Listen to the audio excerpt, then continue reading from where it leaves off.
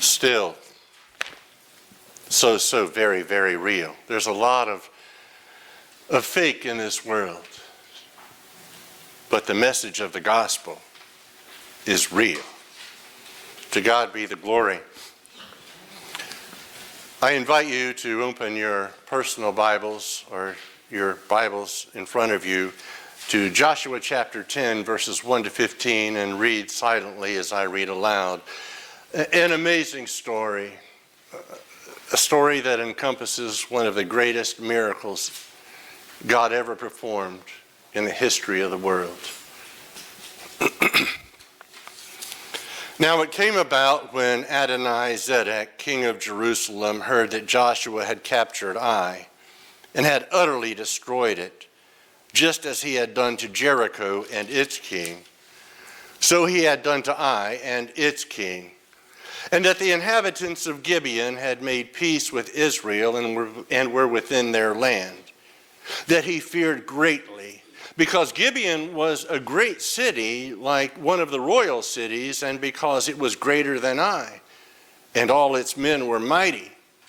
Therefore Adonai-Zedek, king of Jerusalem, sent word to Hoham, king of Hebron, and to Piram, king of Jarmuth, and Japhiah, king of Lachish, and to Debir, king of Eglon, saying, "Come up to me and help me, and let us attack Gibeon, for it has made peace with Joshua and with the sons of Israel."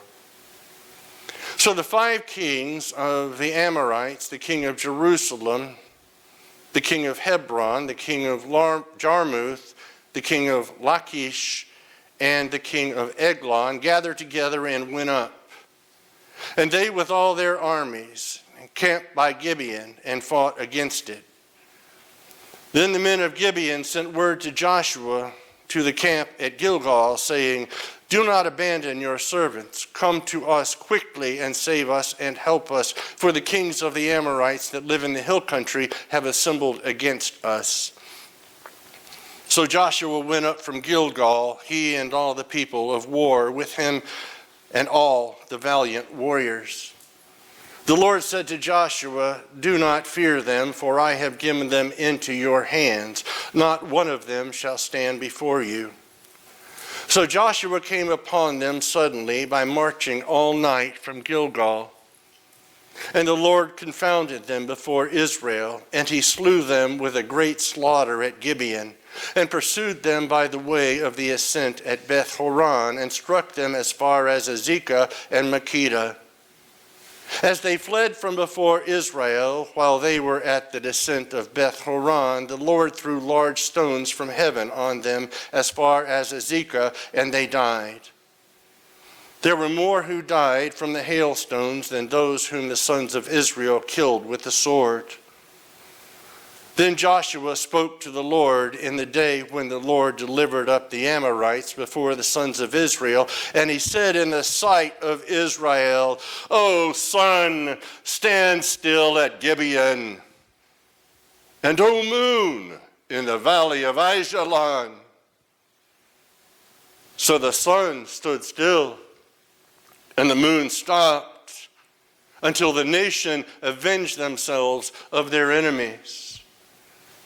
Is it not written in the book of Jashar?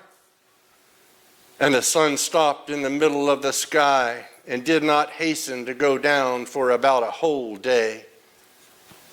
There was no day like that before it or after it when the Lord listened to the voice of a man. For the Lord fought for Israel. Then Joshua and all Israel with him returned to the camp, to Gilgal. To God be the glory for his word of truth and life.